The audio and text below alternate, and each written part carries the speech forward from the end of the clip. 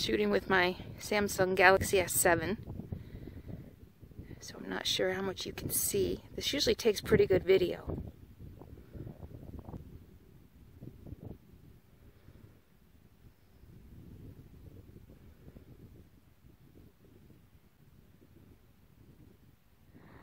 So this is a good time to talk about how to not get lost when you're out walking around. I get that question a lot, and people have asked, number one, have you gotten lost, and how do you prevent getting lost?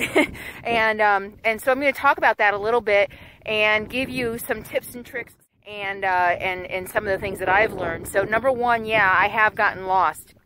In Oregon, I was camped maybe a quarter of a mile from a lake, and it was hot. I decided to take Capone to the lake to go swimming, and on the way back, instead of taking the road, I was like, I'm going to cut through the woods just for a change of scenery. I didn't have my cell phone. I didn't have water. I didn't have a backpack. It was 90 degrees. It was hot. I figured, how hard is it going to be? Well, I got lost for like 2.5 hours. Just dense woods, no real landmarks to look for, and I got lost, and it was hot, and Capone didn't have water, and it wasn't a good situation. So number one, you should always go out with some water and a backpack. And I say this, and yet you'll notice I have no water and I have no backpack. I don't know what it is. I just have a mental block, and I don't do that. Again, I'm only a mile from my RV, and I think, oh, I'm just going out for a short walk.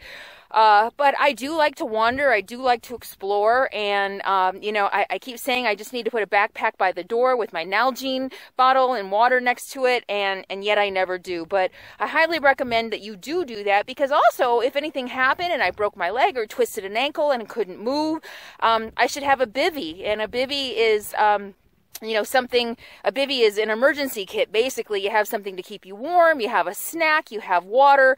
Just in case something did happen and I was going to be stuck out here for a while, I should have stuff with me to make sure I'll survive. So that's a tip right there. Another tip for not getting lost is to use some kind of a walking app, which is what I do now. Edmondo is a really good one. Edmondo, I'll put a link to that in the description. iPhones have a great walking app. All of those walking apps have maps. So I've used that before. If I've wandered off course, and right now there are no trails out here, I'm just kind of wandering around, a walking app has a map and will help you navigate your way back to your starting point. So a walking app is also a good thing. To me, that feels like cheating. I'd almost rather wander around. I use it as a last resort. I have it with me. Now I do at least carry my cell phone with me almost all the time, and I have that with me. Another really kind of more natural, kind of what I like to do is just be aware of my landmarks. So if I'm heading out from camp and going on a hike, I will take a look around my camp and see what landmarks I would be able to navigate to if I get far off course. So behind me here, can you see that? Okay, so right there is what I'm calling, can you see that? That has a head on it that almost looks like a Russian soldier. So between that and that point right there is where I'm parked. So I'm parked right kind of below, actually right in between those 2 points.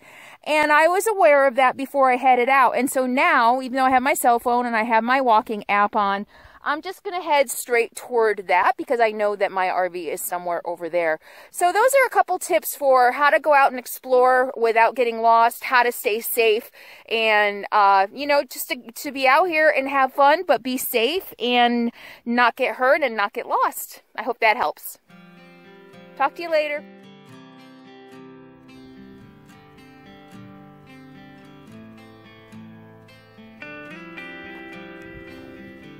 Can't even see my RV.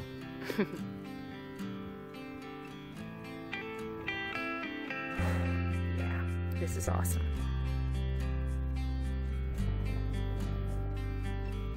Just another day in Carolyn's RV life.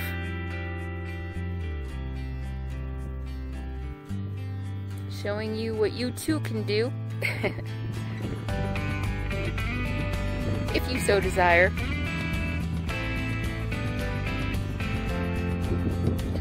And if you don't desire, I'm happy to just bring you along with me. How does that sound?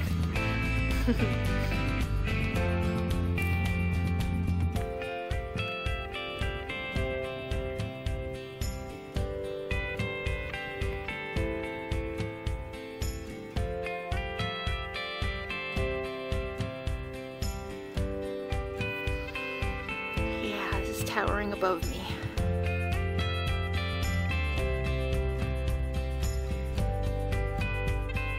Happy Easter, everybody.